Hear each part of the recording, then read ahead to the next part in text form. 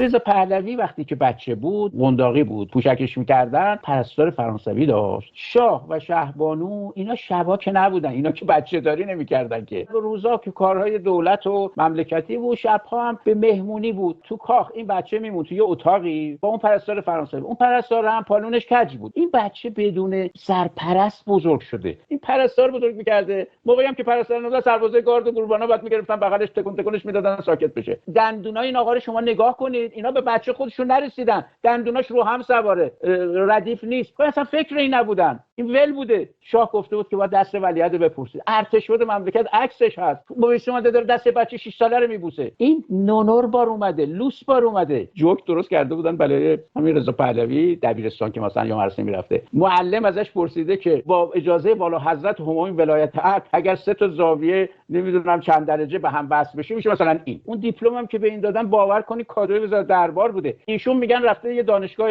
مکاتبه‌ای تو لس آنجلس. بابا آقای انصاری رفته جای این اسم نوشته، جای این امتحان داده، این که خودش نرفته درس بخونه که. تمام حرفای رضا پهلوی یک رو بیشتر نیست. حقوق بشر، جمهوری اسلامی، بعد نمیدونم آزادی فلان، این که همه بلدن بزنن که. این 1 ساعت در عمرش کار نکرده، 4 تا آدمو این راه نبرده، یه مدیریت یه مغازه بقالی هم نداشته. آخه ما از کجا بدونیم یه مملکت 90 میلیونی رو 2500 ساله رو شما میتونید دست این کسی که احساسی افتاده دنبال این که شاف کینگ فقط برگر کینگ، این رضا پهلوی به درد ما نمیخوره.